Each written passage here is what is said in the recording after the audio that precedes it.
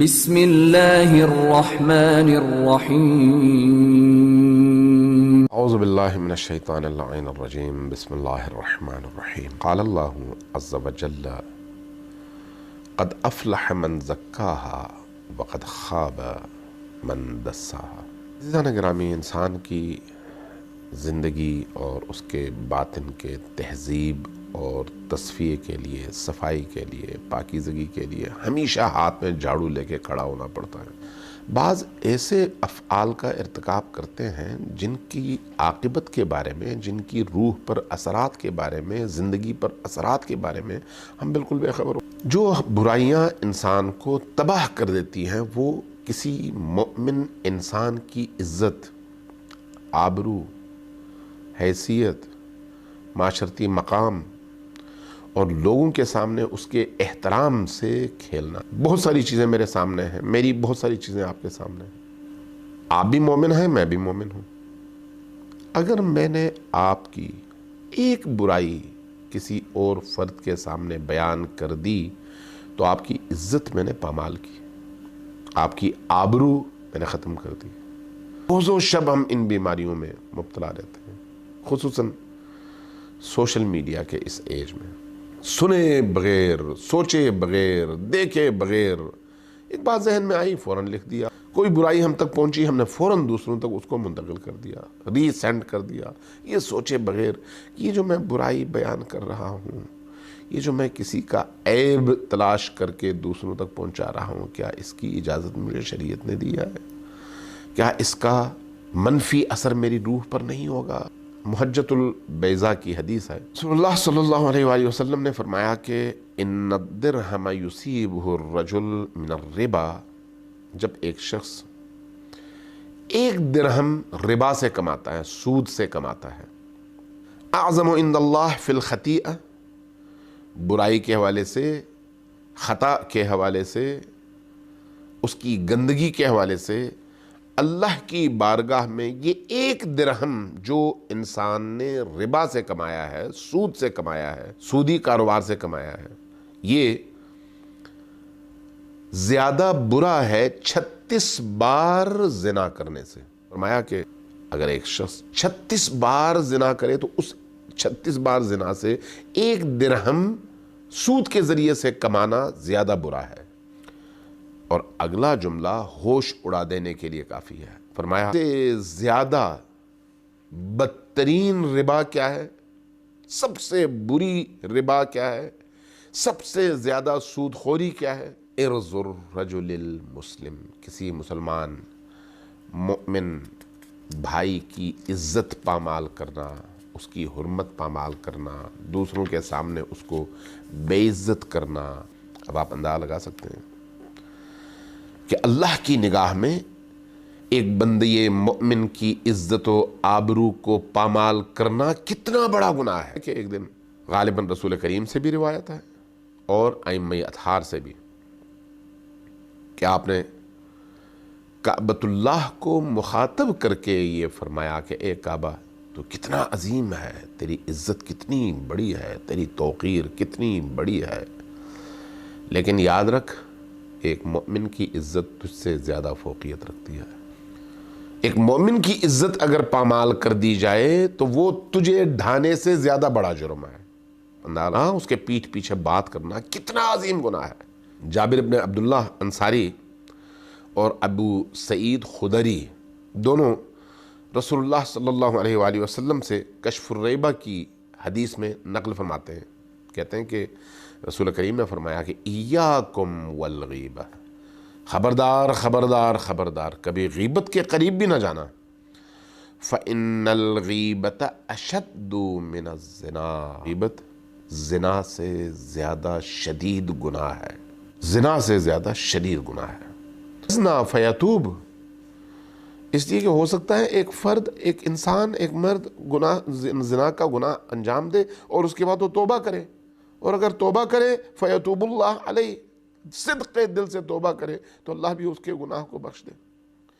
وَإِنَّ صَاحِبَ الْغِیبَةِ لَا يَغْفِرُهَا لَا يُغْفَرُ لَهُ حَتَّى يَغْفِرَ لَهُ صَاحِبُهُ، لیکن غیبت کا گناہ ایسا ہے کہ وہ چاہے 1000 بار اللہ کی بارگاہ میں کہے بار الہ مجھے معاف کر دے، اللہ معاف نہیں کرے گا۔ کیوں؟ اس لیے کہ جس کی غیبت کی گئی ہے وہ جب تک معاف نہ کرے اس وقت تک اللہ اس کا گناہ معاف نہیں کرتا، جبکہ زنا میں ایسا نہیں ہے۔ زنا میں اللہ اگر وہ شخص واقعی حقیقت میں توبہ کر کے لوٹتا ہے تو اللہ اس کے گناہ کو معاف کرتا ہے۔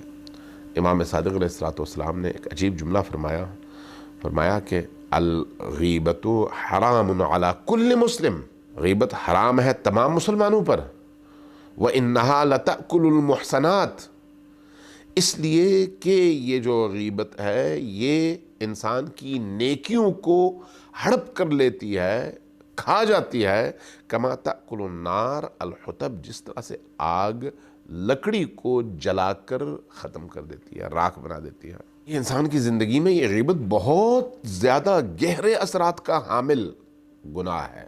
کامل اللہ کی پناہ مانگیے، اللہ کی پناہ مانگیے۔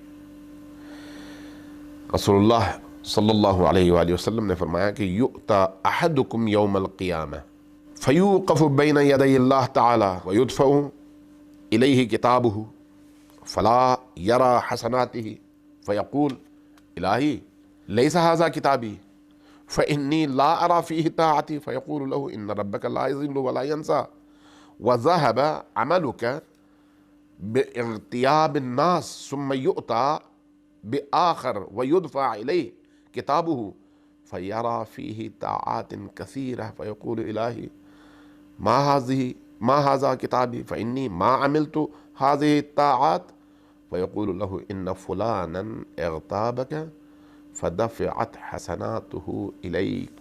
فرمایا قیامت کے دن تم کو حساب کتاب کے لیے لایا جائے گا، اللہ کی عدالت میں تمہیں کھڑا کر دیا جائے گا اور نامہ عمل تمہارے ہاتھوں میں دے دیا جائے گا۔ تم میں سے بعض لوگ ہوں گے جو کیا کریں گے، اپنے نامہ عمل کو کھولیں گے، دیکھیں گے ہم نے تو اتنی نیکیاں کی تھیں، حجیں کی تھیں، یتیموں کی دستگیری کی تھی، بیواؤں کی دستگیری کی تھی، مسجد بنائی تھی، ساری کی ساری نیکیاں، کچھ بھی نہیں ہے میرے نامہ عمل میں۔ تم میں سے بعض لوگ دیکھیں گے ان کا نامہ عمل خالی ہوگا تو فوراً وہ چیخے گا، کہے گا بار الہ یہ تو میرا نامہ عمل ہے ہی نہیں، اس میں تو میرا کوئی نیک عمل ہے ہی نہیں۔ تب اللہ کی طرف سے ارشاد ہوگا تمہارا رب بھولنے والا نہیں ہے، تمہارا رب غافل نہیں ہے، تمہارا رب دھوکہ کھانے والا نہیں ہے، یہ تمہارا ہی عمل ہے، تمہارا ہی عمل نامہ ہے۔ تو پوچھے گا پھر کہاں چلے گئے؟ ارشاد ہوگا کہ تمہارے سارے اعمال تمہارے اکاؤنٹ سے دوسروں کے اکاؤنٹ میں منتقل ہو گئے، ضائع ہو گئے۔ کیوں؟ اس لیے کہ تم غیبت کرتے تھے، تم دوسروں کے پیٹھ پیچھے برائیاں بیان کرتے تھے، اس لیے تمہارے سارے اعمال ان لوگوں کے اکاؤنٹ میں چلے گئے ہیں جن کی تم غیبتیں کرتے تھے۔ اس کے بعد ایک اور شخص کو حاضر کیا جائے گا اور اس کا نامہ عمل اس کے ہاتھ میں دے دیا جائے گا۔ وہ دیکھے گا کہ اس میں تو اتنی ساری عبادتیں ہیں، اتنی اطاعتیں ہیں، اتنی دیا، یہ کیسے میرے کھاتے میں ساری چیزیں آ گئیں؟ اللہ فرمائے گا کہ وہ جو شخص ہے نا، اس نے تمہاری غیبت کی تھی، اس نے تمہاری برائیاں بیان کی تھی، اس نے تمہیں دوسروں کے سامنے بے آبرو کیا تھا۔ چونکہ بے آبرو کیا تھا اس لیے اللہ تبارک و تعالی نے تمہارے اس خالی کتاب میں اس کے تمام اعمال بھر دیے، اس غیبت کے۔ عزیزان گرامی، غیبت بہت بڑا اور بہت ہی خطرناک گناہ ہے، بہت ہی خطرناک گناہ۔ میں رسول اللہ کی ایک حدیث پڑھ کر آج کی اس گفتگو کو ختم کرتا ہوں، اور عجیب ہے، میں خود بھی جب یہ حدیث میں نے پڑھی تو میری روح تک کانپ گئی۔ فرمایا کذب من زعم انه ولد من حلال وهو يأكل لحوم الناس بالغیبت فإنها ادام کلاب النار۔